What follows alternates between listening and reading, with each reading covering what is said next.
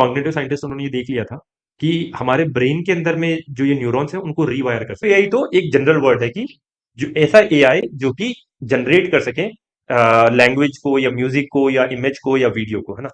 Financial sector में इस LLMs का किस प्रकार से यूज हो रहा है, यूसेज। इसकी अब खास बात यह है कि क्योंकि उसके बाद में बहुत सारी इन्फॉर्मेशन है, वो जीरो शॉट भी कर सकता है इन द सेंस कि अगर आपने कोई इन्फॉर्मेशन नहीं दी, आपने बस बोल दिया कि ये मेरा कमेंट है, अब मुझे बताओ कि ये पॉजिटिव है कि नेगेटिव है कि न्यूट्रल है। एलएलएम बहुत सारे केसेस में उसको सीधा ही बता तो क्योंकि हाँ। इतने बड़े बड़े मॉडल हैं, वो इतनी एनर्जी लेंगे, इतनी ऊर्जा लेंगे, तो बाकी लोगों का क्या होगा।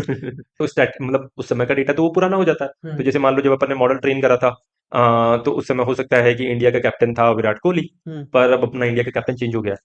अर्चित जैन पॉडकास्ट के आज के हमारे जो गेस्ट हैं वे माइक्रोसॉफ्ट के सीईओ सत्या नडेला जी से मिल चुके हैं। वे डायरेक्टर हैं गूगल डीप माइंड इंडिया के और साथ में प्रिंसिपल साइंटिस्ट भी हैं। मैं बात कर रहा हूँ प्रतीक जैन के बारे में। प्रतीक जैन से आज हमने डिस्कस करा है चैट जीपीटी के पीछे चलने वाला इंजन जिसे हम लार्ज लैंग्वेज मॉडल कहते हैं, उसके बारे में बात की है, और साथ में एक डायरेक्टर की लाइफ कैसी होती है और एक साइंटिस्ट की लाइफ कैसी होती है। तो दोस्तों शुरू करते हैं। भैया मेरी अब ये क्यूरियोसिटी थी कि एलएलएम फंक्शंस के बारे में आप बताओ कि क्या होते हैं और कैसे वर्क करते हैं। हम्म। हाँ, तो एलएलएम्स जो हैं काफी जगह यूज होते हैं अब। हाँ। और काफी जगह जगह यूज करने की कोशिश भी कर रहे हैं लोग। हम्म। तो जैसे मैंने पहले बोला था कि जैसे चैटबॉट्स में बहुत ज्यादा यूज हो रहे हैं, हम्म। तो उसका बहुत रियल इम्प्लीकेशन है हमारे कस्टमर सर्विसेज वगैरह में। कि मान लो कोई वेबसाइट है, आपको उसमें कुछ समझना है कि यार ये वेबसाइट को यूज कैसे करना है, ये यहाँ पे ये फंक्शनलिटी कहाँ पे है, तो आप वो वेबसाइट से पूछ सकते हो। या आपको मान लो अभी क्या होता है कि अपने को कस्टमर सर्विस से बात करनी, कोई दिक्कत आ रही है, मान लो मुझे कोई प्रोडक्ट रिटर्न करना, तो मुझे समझना है कि वो रिटर्न कैसे करूँ मैं प्रोडक्ट। हम्म। तो उसके लिए भी हमें कस्टमर सर्विस में वेट करना पड़ता है, वो कस्टमर सर्विस वाला आता है, वगैरह वगैरह इन्फॉर्मेशन देता है, और बहुत बार वो इन्फॉर्मेशन मान लो सही भी नहीं हो।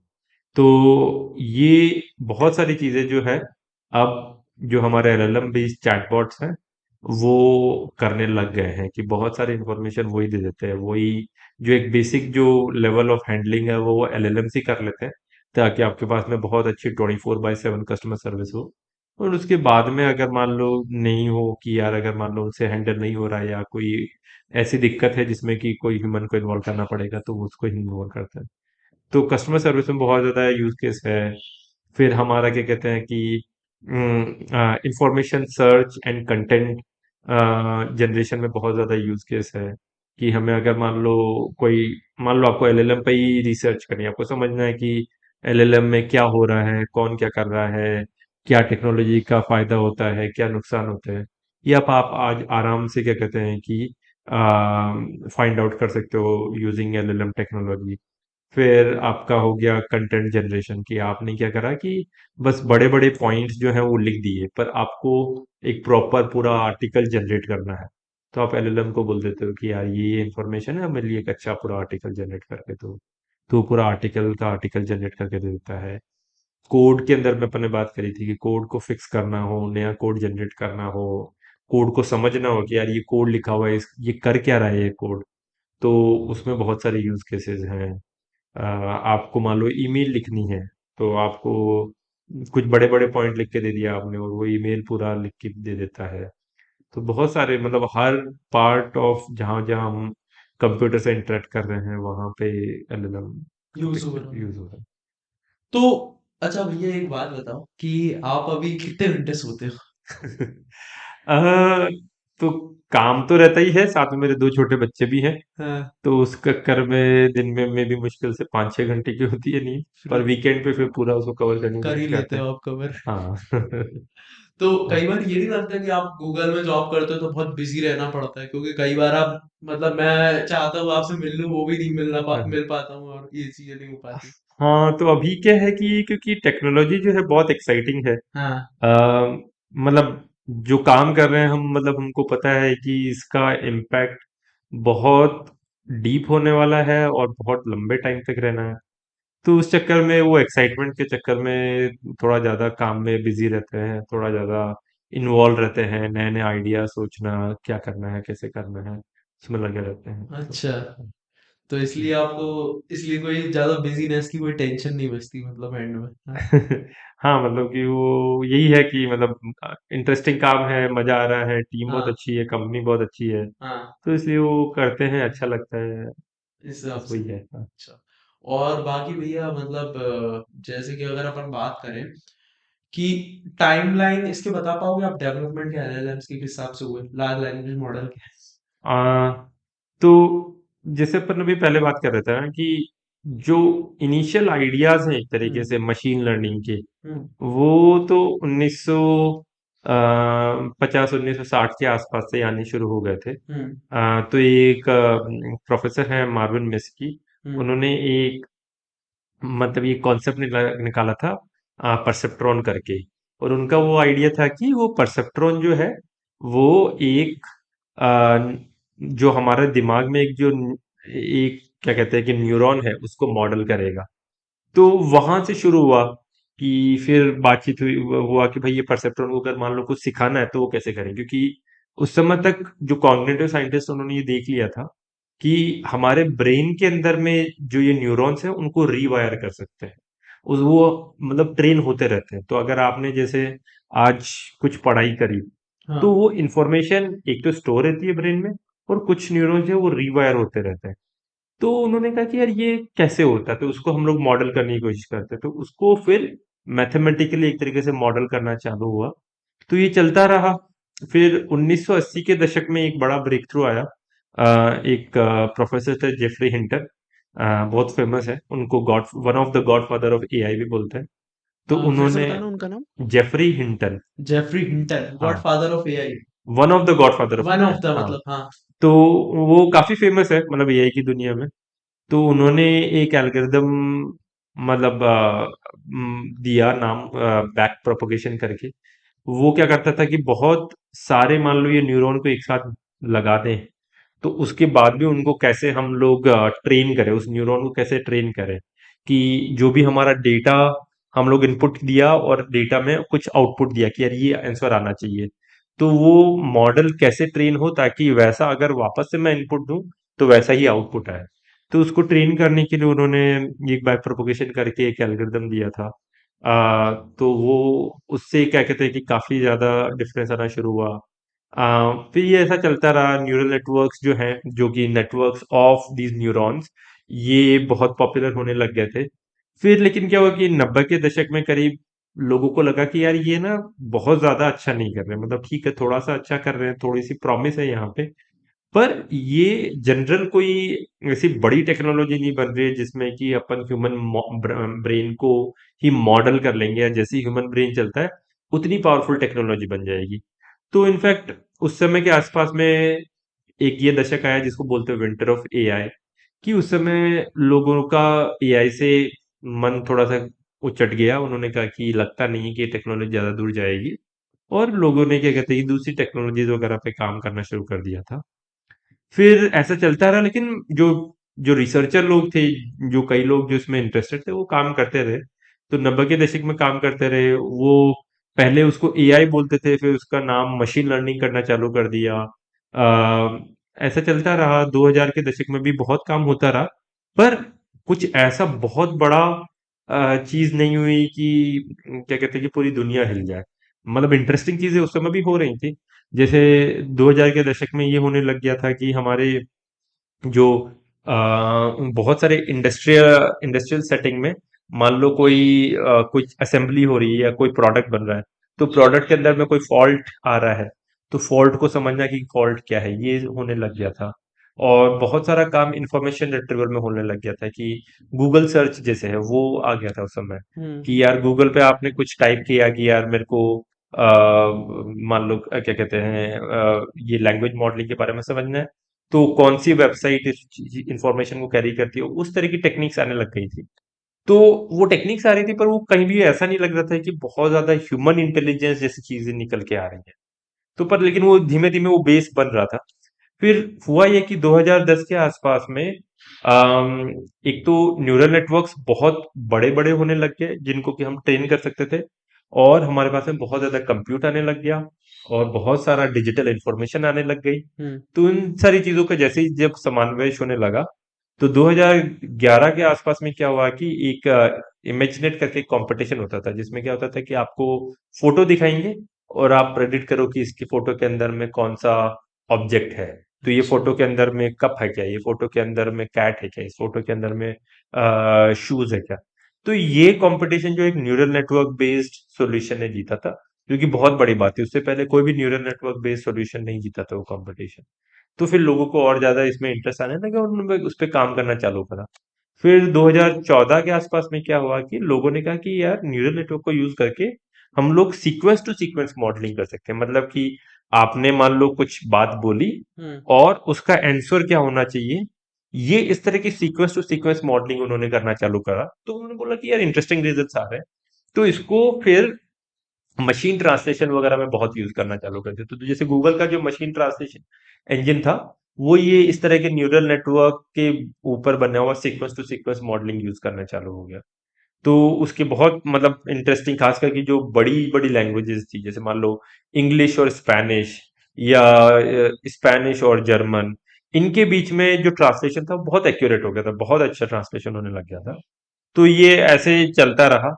फिर एक और जो बड़ा कॉन्सेप्ट आया वो आया ट्रांसफॉर्मर्स करके। तो ट्रांसफॉर्मर्स जो है वो एक पर्टिकुलर तरीके का न्यूरल नेटवर्क है, जो कि मतलब एक बहुत ही स्पेसिफिक तरीके से जो इनपुट सीक्वेंस है, जो एक आपने एक सीक्वेंस ऑफ डेटा दिया है, उसको समझ के अच्छा मतलब इंटरेस्टिंग जनरेशन करना चालू कर देता है।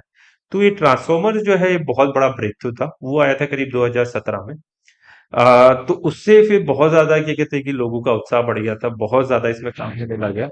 और फिर उसके बाद में एक और बड़ा जो चीज आई थी वो ये आई थी ऑफ नेक्स्ट टोकन प्रेडिक्शन, कि अपन क्या करेंगे, लैंग्वेज मॉडल बस ऐसा ही बनाएंगे कि पूरा जो इनपुट सीक्वेंस लिया और नेक्स्ट टोकन को प्रेडिक्ट करना चालू करेंगे। तो लोगों ने बोला बस यही करना चालू करते हैं।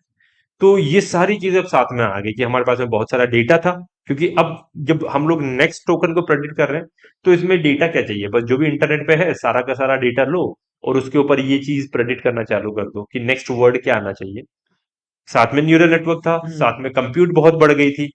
तो ये जब चीजों का जो, और साथ में ट्रांसफॉर्मर आर्किटेक्चर आ गया, तो ये सारी चीजें सब साथ में आई, तो उसके बाद में ये लार्ज लैंग्वेज मॉडल्स बनते हैं। ओके। मशीन ट्रांसलेशन को आप डिफाइन करोगे? हाँ जी। तो मशीन ट्रांसलेशन तो बेसिकली जो हमारा ट्रांसलेशन होता है, लैंग्वेज ट्रांसलेशन, वो कोई मशीन कर देता है उसको मशीन ट्रांसलेशन बोल देते हो। आज मान लो आपने कुछ इंग्लिश में बोला, मेरे को हाँ। हिंदी में कन्वर्ट करना है उसको। हाँ। तो पहले के जमाने में हमारे ट्रांसलेटर्स होते थे, अब हमारे पास मशीन ट्रांसलेटर्स होते हैं, मशीन मशीन कर देती ट्रांसलेटर है वो काम। मशीन कर देती है। ओके। एक लार्ज लैंग्वेज मॉडल है और एक जनरेटिव एआई, ये दोनों वर्ड बहुत आज फेमस है। ठीक है, अभी जनरेटिव एआई बहुत ज्यादा फेमस हो गया, एलएलएम तब फेमस था जब चैट जीपीटी आया ही था। तो आप इन दोनों के बीच में डिफरेंस बताओ। हाँ, तो जनरेटिव एआई का मतलब हुआ ऐसी एआई, ऐसी हाँ। आर्टिफिशियल इंटेलिजेंस जो जनरेट कर सके चीजों को। चीजों को मतलब कि मान लो क्या कहते हैं कि वो जो लिख सके, है ना, तो वो एक जनरेशन का पार्ट हुआ। जो इमेज बना सके, जो वीडियो बना सके, जो कि मान लो गाना बना सके, मतलब म्यूजिक बना सके, या जो कि बोल सके, ये सारे के सारे क्या जनरेशन हुए ये। तो जनरेटिव एआई तो एक जनरल वर्ड है कि जो ऐसा एआई जो कि जनरेट कर सके लैंग्वेज को या म्यूजिक को या इमेज को या वीडियो को, है ना। हम्म। लार्ज लैंग्वेज मॉडल जो है वो एक स्पेसिफिक तरीके का जनरेटिव एआई है। मतलब कि लार्ज लैंग्वेज मॉडल जो है वो जनरली लैंग्वेज को समझता है और लैंग्वेज जनरेट कर सकता है। आजकल थोड़े उसके और जनरल फॉर्म आने लग गए हैं, हम्म। उनको बोल देते हैं विजन लैंग्वेज मॉडल। उसके अंदर क्या होता है कि वो विजन को समझ सकते हैं, साथ में अगर आपने लैंग्वेज भी लिखी है उसको भी समझ सकते हैं, और उससे वो क्या कहते हैं कि इमेज भी जनरेट कर सकते हैं और लैंग्वेज भी जनरेट कर सकते हैं। तो जैसे मान लो आपने एक कोई पीडीएफ दिया, उसके अंदर पीडीएफ के अंदर में कुछ कुछ चीजें लिखी हुई भी होंगी, साथ में कुछ इमेजेस भी होंगी। वो उन सबको लेंगे और उससे बेसिस पे वो मान लो आपके सवाल के आंसर भी दे सकते हैं। और आपने मान लो पूछा कि यार मैंने ये पीडीएफ दिया था जिसके अंदर में बहुत सारे नंबर्स हैं, उससे एक पाई चार्ट बना के दे दो, तो वो ऐसा पाई चार्ट भी बना के दे सकता है। तो लार्ज लैंग्वेज मॉडल जो है एक पर्टिकुलर तरीके का जनरेटिव एआई हुआ। पर बहुत और तरीके की टेक्नोलॉजी है जो कि जनरेट कर सकती है इंटरेस्टिंग चीजें। जैसे कि मान लो इमेज जनरेशन के लिए एक और टेक्नोलॉजी होती है जिसको बोलते हैं डिफ्यूजन मॉडल। तो डिफिकल्ट मॉडल। हाँ, तो डिफ्यूजन मॉडल जो है बहुत पॉपुलर है इमेजेस को जनरेट करने के लिए, और उसी आइडियाज को अब और एक्सटेंड करके वीडियो जनरेशन भी बहुत पॉपुलर हो गया है। तो आपने देखा होगा कि कई मतलब वो कि आप बस प्रॉम्प्ट लिख दो कि यार मेरे को एक वीडियो जनरेट करके दो जिसमें कि मान लो एक आदमी जो पॉडकास्ट कर रहा है कहीं पे बैठा है, उसका बैकग्राउंड ऐसा होना चाहिए, और वो छोटा सा एक वीडियो भी उसका जनरेट करके दे देता तो वो अगर मैं बताऊं तो रनवे एमएन उसका एक है। अच्छा एग्जांपल है, सही है। और एक हाँ सोरा चैट हाँ जीपीटी वाले निकाल मतलब वो हाँ ओपन ओपन। एआई वाले निकाल रहे हैं सोरा एआई, तो हाँ ये दोनों ही काम करेंगी। हाँ, वो यही कर रहे हैं कि यही वो काम कर रहे वीडियो हैं, जनरेशन का ही वीडियो होता है। जनरेशन का काम बहुत अच्छे से कर रहे हाँ हैं। बट अभी भी उसमें है ना ऐसा आता है कि उनके खुद के मॉडल्स में जैसे कोई हाई कर रहा है तो वही हाई यू जा रहा है इंस्टेड ऑफ यू। तो हाँ मतलब अभी भी वो फुल हाँ फ्लेज नहीं कर पा रहे, but they are trying the best for content हाँ, क्रिएशन। मतलब परफेक्शन तो नहीं है अभी भी, ना तो लार्ज लैंग्वेज मॉडल में है, ना हाँ ये वीडियो या ऑडियो या इमेज जनरेशन में है। थोड़ी बहुत मिस्टेक्स तो करते हैं मॉडल, क्योंकि हाँ अल्टीमेटली मॉडल ही है अभी। हाँ। पर जैसे जैसे अपने मतलब क्या कहते हैं कि और रिसर्च होती जा रही है, ये मॉडल और ज्यादा पावरफुल होते जा रहे अच्छा। और अच्छा भैया, तो ये बताओ आप कि मतलब कॉलेज टाइम आप क्या हॉबीज थी आपकी, और अब क्या हॉबीज रह गई हैं आपकी? हैं। कॉलेज टाइम में मतलब हाँ, एक तो मतलब काफी टाइम तो हम लोग को क्या कहते हैं कि मुझे प्रोग्रामिंग करना बहुत पसंद था, तो मैं बहुत सारे रैंडम मतलब एप्लीकेशंस वगैरह उनको प्रोग्राम हाँ करना वो अच्छा लगता था। उसके अलावा मतलब हॉस्टल में क्रिकेट खेलना फ्रेंड्स के साथ में वो अच्छा लगता था, जस्ट बातें करना उनसे। हम हाँ। लोग ताश भी बहुत खेलते थे। अच्छा, और 3 पत्ती। हाँ, तीन पत्ती तो नहीं खेलते थे ज्यादा, 29 करके गेम होता था, अच्छा। वो खेलते थे बहुत ज्यादा। हाँ, हाँ, हाँ। और बहुत क्या कहते हैं मूवीज भी बहुत सारी देखते थे। बट अब तब ये शायद व्हाट्सएप यूनिवर्सिटी नहीं होगी ना, तो हाँ इसलिए तब आप ये सब कर पाए, नहीं तो आज शायद हाँ मुश्किल नहीं हो। आज तो फिर लोग हाँ व्हाट्सएप है, वो है और वो है, बस उनकी दुनिया खत्म हो जाती। हाँ, तो हमारे कॉलेज के लास्ट ईयर में थोड़ा जाके हाँ, फोन आना शुरू हुए थे, वो भी जो पहले वाले नोकिया 1100 करके जावा होता था, वाले, फोन आता था। जावा बेस्ड वाले। हाँ, उसमें वो टच स्क्रीन फोन नहीं होते थे, उसमें हाँ, बस हाँ, आप कॉल कर सकते थे। हाँ, वो थे, तो इस चक्कर में डेफिनेटली कि मतलब हमारे पास में उस समय मतलब आपस में बहुत ज्यादा इंटरेक्शन रहता था, क्योंकि फोन वगैरह होता नहीं था। और इनफैक्ट लैपटॉप भी नहीं था किसी के पास में। कंप्यूटर होते थे पर सबके रूम में नहीं होते थे, मतलब किसी किसी के रूम में होते थे। तो हाँ ठीक है, हम लोग आपस में बहुत ज्यादा हैंग आउट करते थे, काफी सारे गेम्स वगैरह प्ले करते थे। इस तो तरीके से हाँ, चीजें फन चलती था। हैं। और आपके घर वाले खुश रहते हैं, आपकी वाइफ और पापा वगैरह, क्योंकि आप तो दिन भर कॉल्स में और इन सब में बिजी रहते होगे। नहीं तो मतलब डेफिनेटली ये तो है ही कि वर्क लाइफ बैलेंस तो रखना ही पड़ता है, कि आपको हाँ। ये इंश्योर करना पड़ता है कि ये मेरा काम का टाइम है और ये मेरा फैमिली टाइम है। तो जनरली मैं ये रखता हूँ कि जैसे दिन में सुबह शाम को जैसे 5:30 से 8:30 9 बजे तक कोई कॉल नहीं रहता हूँ। वो मेरा फैमिली टाइम है, उसमें मैं बस अपने घर पे ही पूरा ध्यान देता हूँ। और वीकेंड्स पे भी जनरली यही रखते हैं कि वीकेंड्स में भी जैसे अगर काम भी करना हो तो बस इवनिंग में जब बच्चे सो जाते हैं उसके बाद मैं थोड़ा बहुत काम करूंगा। But otherwise through out the day जो है मैं बच्चों के साथ में या वाइफ और यस। क्या कहते हैं पिताजी, इन लोग के साथ में टाइम स्पेंड करता हूँ। सही बात है, ये पॉडकास्ट अभी लेट हो गया जनवरी से, आज जून हो गया। हाँ हाँ, उस चक्कर में थोड़ा सा टाइम नहीं बट लेट ठीक रहता है, है। वो ठीक है, बट आज हो रहा है तो आज ज्यादा अच्छा। आज हमारे फर्स्ट टाइम स्टूडियो में आप आए हो पहली बार, क्योंकि बिल्कुल। आप फर्स्ट स्पीकर हो इधर के।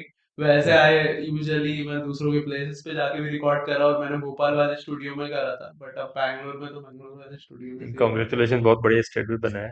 ऑल द बेस्ट रहा हूँ। हाँ। विद द अभी तो और पॉडकास्ट। इसमें आप बता के जाना इसमें क्या क्या और कितनी रंगीन लाइटें लगवानी, क्या नहीं लगवाना है। बिल्कुल बिल्कुल।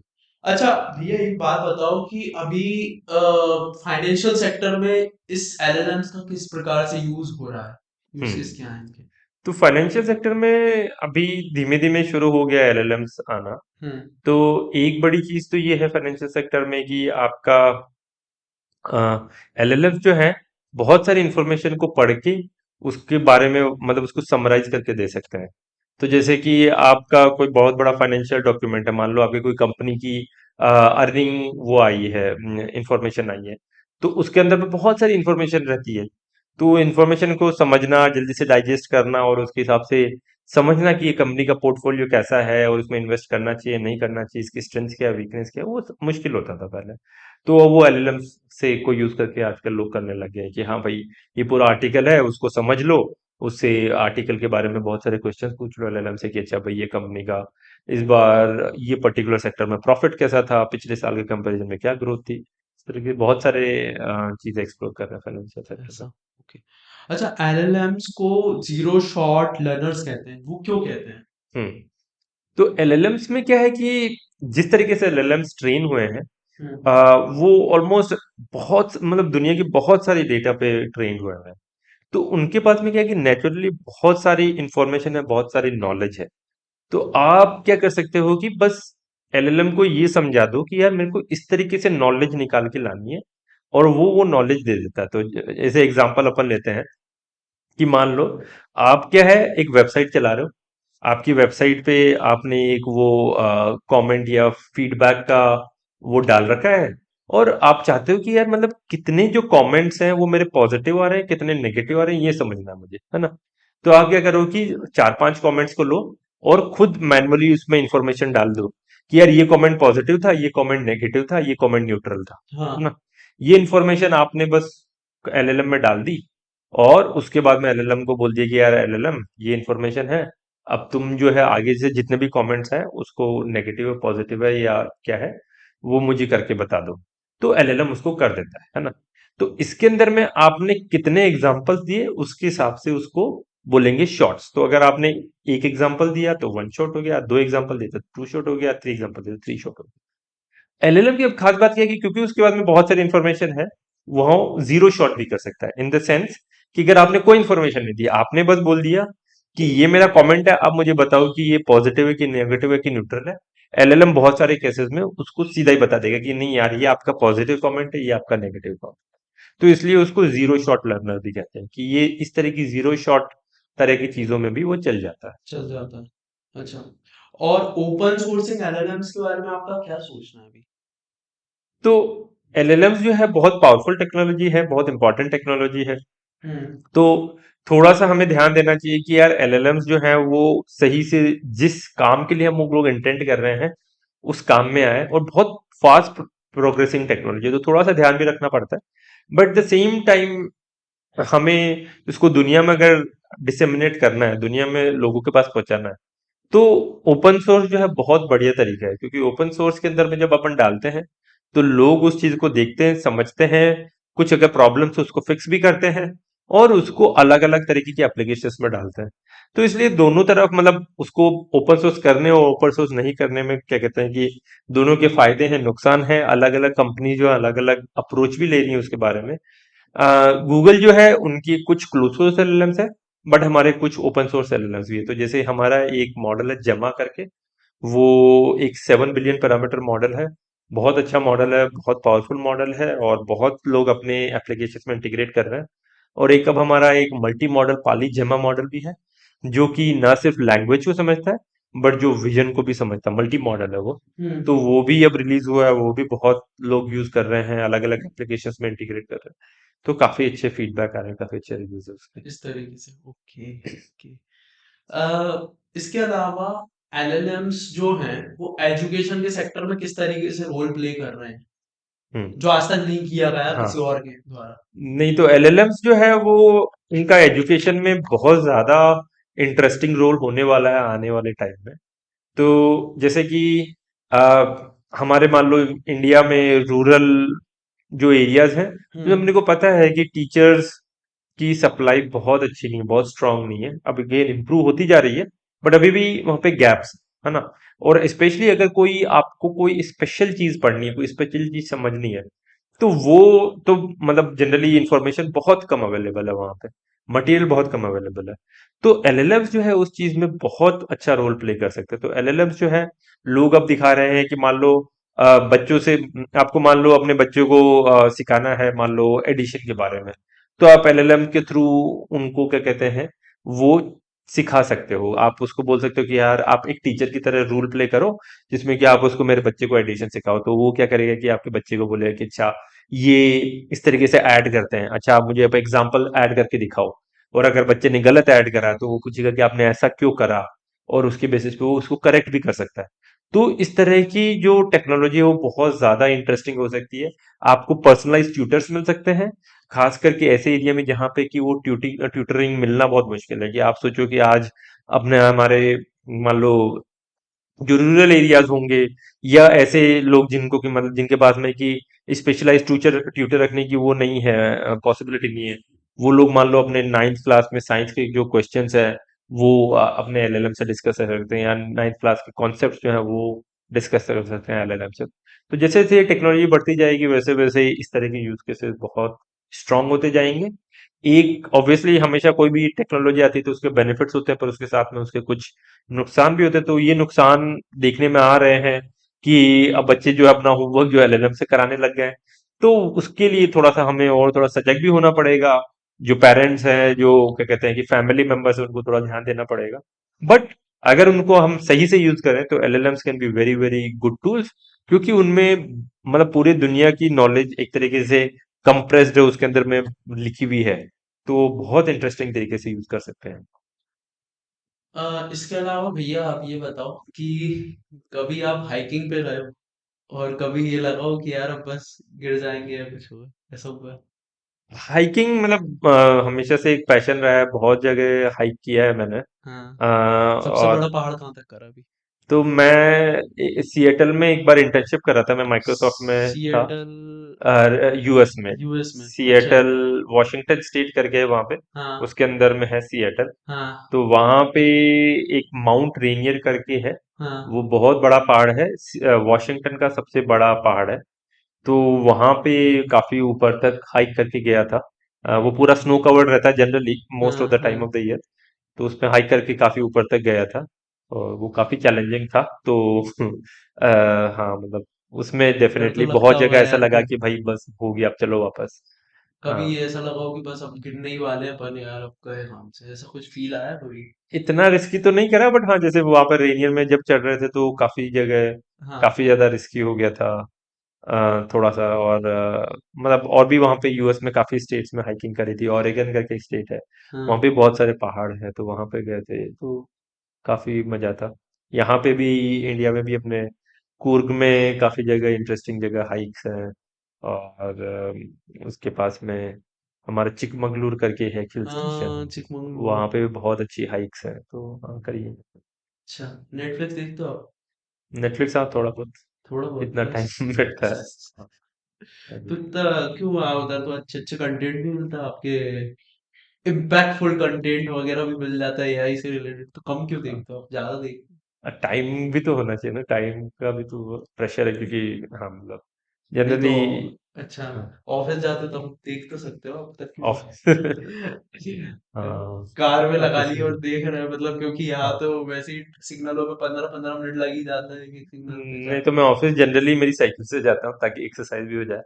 तो ओह, ऑफिस में साइकिल से जाता हूँ, और मतलब ज्यादा दूर नहीं रहता हूँ ऑफिस से, हाँ, 4 1 किलोमीटर रहता हूँ, साइकिल से जाता हूँ। अच्छा इसलिए साइकिल से जाते हो आप। हाँ, मतलब आपने ये पर पूरा पॉडकास्ट सोच सुनता जाता हूँ, तो कई बार तुम्हारे पॉडकास्ट भी सुनता हुआ जाता हूँ। ये बड़ा खुश हाँ। कर दिया आपने मेरे लिए कि मेरा पॉडकास्ट आप सुन रहे हो, तो भैया बहुत खुशी की बात।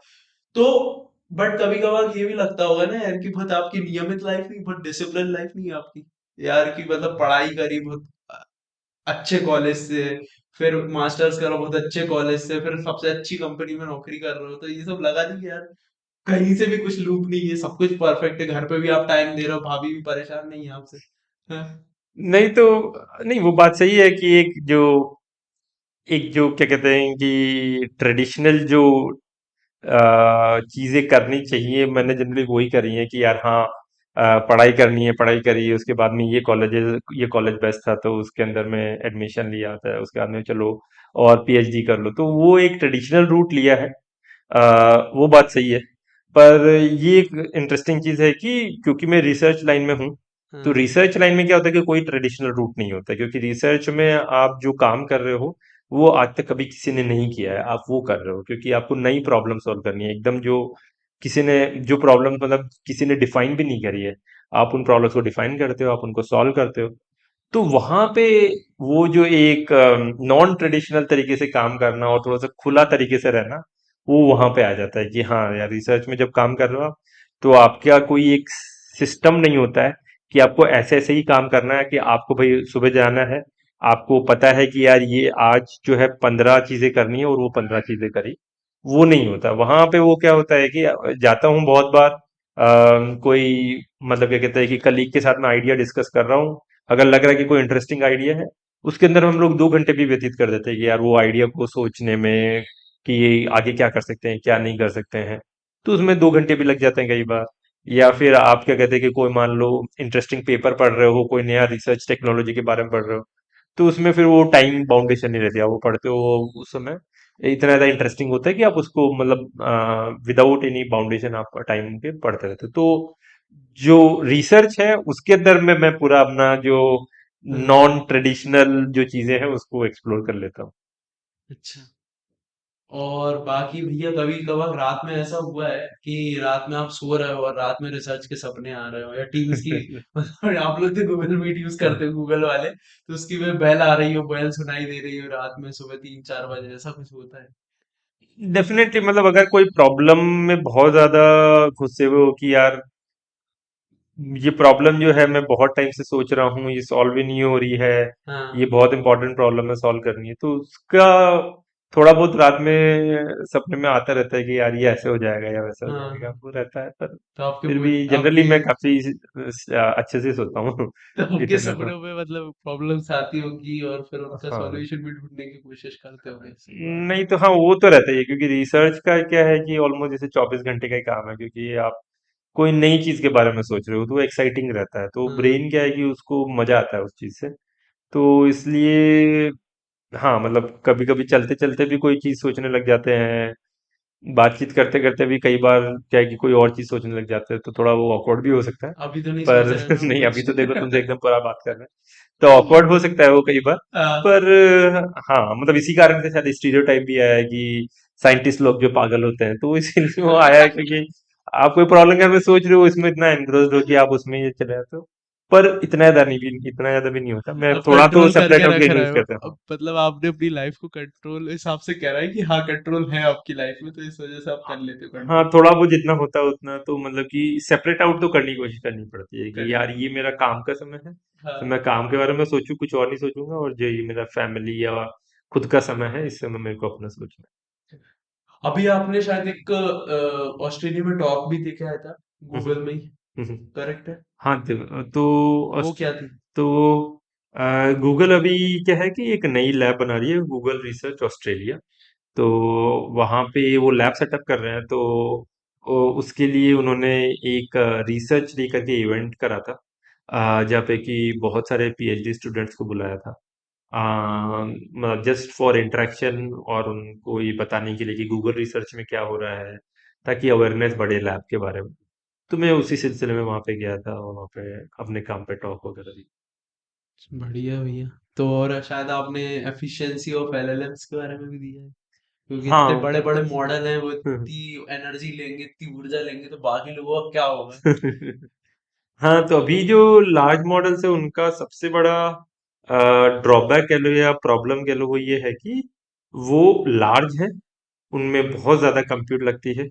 तो क्वेश्चन अब ये आता है कि हम क्या उन मॉडल्स को थोड़ा छोटा कर सकें और थोड़ा चीप बना सकें, और उनको क्या कहते हैं कि कम एनर्जी, कम लेटेंसी या कम टाइम में मतलब वो रेस्पॉन्स दे सकें। तो उस चीज पे मतलब वो बहुत सारे इंटरेस्टिंग क्वेश्चंस है, मैं उन पे काम कर रहा हूँ। तो मतलब जैसे जैसे ये मॉडल्स बहुत ज़्यादा एफिशिएंट होते जाएंगे, वैसे वैसे ही हम लोगों को उनको बहुत ज़्यादा रियल टाइम बना पाएंगे, हम उनको अपने डिवाइसेस पे डाल पाएंगे। तो जैसे ऑलरेडी कई जो मॉडल्स हैं वो आपके फ़ोन पे चलते हैं, है ना। और अभी गूगल का क्या कहते हैं कि एक डेमो हुआ था, प्रोजेक्ट एक्स्ट्रा करके, उसके अंदर में एक मॉडल से लाइव एक आदमी बात कर रहा था, और मॉडल उसको मतलब ये कहते हैं लाइव इंफॉर्मेशन दे रहा था। तो जैसे वो प्रोजेक्ट एक्स्ट्रा चल रहा है, वो अपना कैमरा से दिखा रहा था कि यार ये देखो ये क्या चीज है मुझे बताओ, तो मॉडल बता देता है कि अच्छा ये पॉडकास्ट का सेटअप है, यहाँ पे जरूर कोई पॉडकास्ट कर रहा होगा वगैरह वगैरह।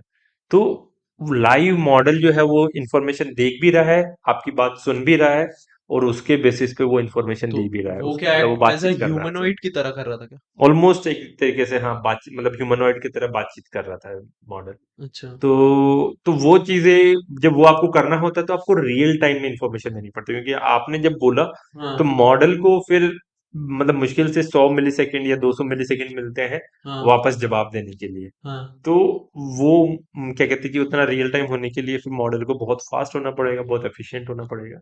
तो उन तरह की चीजों में मेरा रिसर्च रहता अच्छा, तो मतलब बहुत इंटरेस्टिंग काम कर रहे हो आप, मतलब दुनिया के लिए, है। Not for yourself but for the whole human lives and for the whole world, कह सकते हैं। अच्छा भैया, हॉल्सिनेशन क्या होता है एलएलएम में? तो एलएलएम्स का एक सबसे बड़ी दिक्कत ये है कि हाँ आ, वो क्या करता है कि एक एक करके वर्ड जनरेट करता है ना। तो उसके अंदर में वो क्या कर सकता है कि कुछ इंफॉर्मेशन ऐसी जनरेट कर सकता है जो कि हो ही नहीं, जो सच ही नहीं हो। तो मान लो जैसे अगर आपने एलएलएम को जाके पूछ लिया कि भाई बैंगलोर का मेयर कौन है, तो हो सकता है कि वो ये बोल दे कि अर्चित जैन बैंगलोर का मेयर है। तो ये इसको हेल्यूसिनेशन बोलते हैं कि एलएलएम जो है एक तरीके से हेल्यूसिनेट कर रहा है, कुछ अपने से सोच रहा है, बना रहा है और उसको बोल रहा है, उसको लिख रहा है। हाँ। तो वो प्रॉब्लम है, और अभी मतलब बहुत ज्यादा रिसर्च कम्युनिटी में इस पे काम हो रहा है कि एलएलएम्स को कैसे ठीक करा जाए कि वो अपने से कोई इन्फॉर्मेशन बनाए नहीं। अगर इन्फॉर्मेशन नहीं पता है तो बोलते कि भाई मुझे पता नहीं है बैंगलोर का मेयर कौन है, पर ऐसे गलत सलत इन्फॉर्मेशन बना के वो इन्फॉर्मेशन बना। ना दे। तो अच्छा, इसका एक ये भी होता है ना, एलएलएम रन्स करता है फीडबैक मैकेनिज्म पे, मोर अबाउट जैसे हम्म। ओपन एआई के को फाउंडर ने एक टेड टॉक में बताया था कि हम लोग जो काम अभी कर रहे हैं वो मोर है कि जो फीडबैक मैकेनिज्म आया, फीडबैक पे हम लोग ज्यादा इंपॉर्टेंस देते हैं। पूरा उन्होंने मतलब एक विंग या फिर हाँ। एक ऑर्ग बना, ऑर्ग तो नहीं होगी, 200 लोगों की कंपनी में कहाँ ऑर्ग बनाएंगे, hmm. But they are working on that. तो ये एक हाँ। बात करेक्ट है कि फीडबैक हाँ। मैकेनिज्म बहुत इंपॉर्टेंट है। तो जो ह्यूमन फीडबैक है वो बहुत इंपॉर्टेंट रहा है एलएलएम में, क्योंकि उससे क्या है कि एलएलएम ये सीखा है कि किस तरीके से ह्यूमन लाइक जवाब देना है मुझे, है ना। तो जैसे आपने क्या हुआ कि आज आप कोई चैटबॉट में गए हम्म। और आपने कुछ क्वेश्चन पूछा, आपने क्वेश्चन पूछा कि यार मेरे को क्या कहते हैं कि गालिब की स्टाइल में गजल लिख के दो अबाउट लार्ज लैंग्वेज मॉडल्स। तो मॉडल लिख के दे देगा कुछ, हाँ है ना। हाँ। तो उसमें फिर आपको क्या होता है, ऑप्शन रहता है कि आप थम्स अप दो या थम्स डाउन दो, है ना। तो आप अगर थम्स अप देते हो तो मॉडल के अंदर में ये वापस ये फीडबैक जाता है कि यार ये सही तरीके से मैंने जनरेट करा है। हाँ अगर आप थम्स डाउन देते हो तो मॉडल को ये इन्फॉर्मेशन जाती है कि मैंने गलत तरीके से जनरेट करा है। तो ये इन्फॉर्मेशन फिर यूज करके अपन हमारे जो मॉडल्स हैं उनको और ज्यादा इंप्रूव कर सकते हैं। हम उनको और क्या कहते हैं कि फाइन ट्यून करते हैं मॉडल्स को एक तरीके से, ताकि वो और ज्यादा मतलब उस तरह की रिस्पॉन्सेज दे जो कि ह्यूमंस को अच्छे लगे, जो अपने को अच्छा लगे, जो हम लोग को लगे कि हाँ ये सही ये रिट्रीवल ऑगमेंटेड एलएलएम्स क्या होते हैं? हाँ।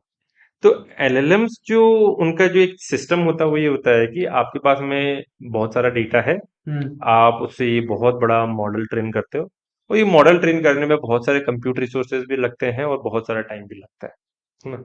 पर ये अब मॉडल बन गया, ये मॉडल को क्या समझ है, जो आपने डेटा दिया था उसकी समझ है ना। हम्म। पर अब मान लो क्या हुआ कि वो डेटा तो स्टैट मतलब उस समय का डेटा तो वो पुराना हो जाता है। तो हम्म। जैसे मान लो जब अपन ने मॉडल ट्रेन करा था तो उस समय हो सकता है कि इंडिया का कैप्टन था विराट कोहली, हम्म। पर अब अपना इंडिया का कैप्टन चेंज हो गया है।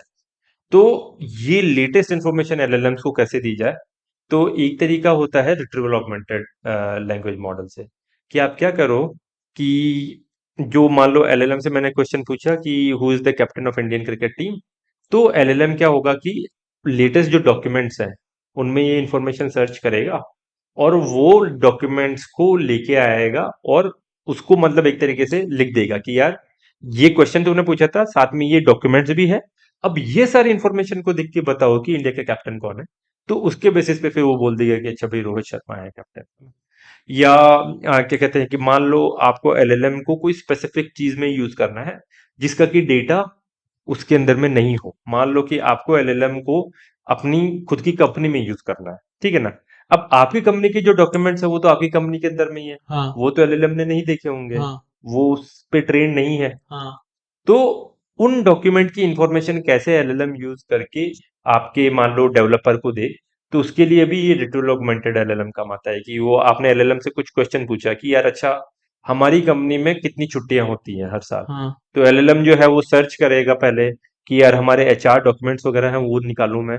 उन एचआर डॉक्यूमेंट को लेके आएगा, अपने कॉन्टेक्स्ट में रखेगा एक तरीके से। आपका क्वेश्चन वहां पे है ही कि यार कितनी छुट्टियां होती है, और फिर वो क्या कहते हैं कि वो डॉक्यूमेंट को पढ़ के उसमें से वो इन्फॉर्मेशन निकाल के वो फिर वो आपको आंसर दे देगा। तो उसको इसलिए रिट्रीव करा उसने डॉक्यूमेंट को, और उससे फिर एलएलएम ऑगमेंट करके आपने आप आंसर आया। अच्छा, तो अभी ये प्रॉब्लम चैट जीपीटी के साथ देखिए, क्लॉड के साथ देखिए, वो यही बोल देता भाई मेरे पास डेटा जो है दिसंबर 2022 के बाद का है नहीं, तो तुम मुझसे प्रश्न ना करो तो वो अच्छा है। मतलब ठीक है, हाँ बट वो मतलब आई एम नॉट, मैं और हाँ किसी का नाम नहीं ले रहा हूँ, बस क्लॉड, और मैंने ये चीज उसके साथ फेस करी कि इतना ही डेटा है मेरे पास, मेरे को इंटरनेट 3 महीने पहले बंद हो चुका, मेरे पास एक्सेस नहीं है, तो तुम मेरे पास इतना ही डेटा है। हम्म तो ठीक है प्रतीक भैया, थैंक यू सो मच आपका आने के लिए, और आपने मतलब बहुत इंटरेस्टिंग बातें करी, बहुत डीप डाइव हमने कन्वर्सेशंस करे एलएलएम्स के ऊपर, डीप लर्निंग के ऊपर, इन चीजों के ऊपर। तो थैंक यू सो मच आपका। Thank you so much for having me here, या ऑल द बेस्ट।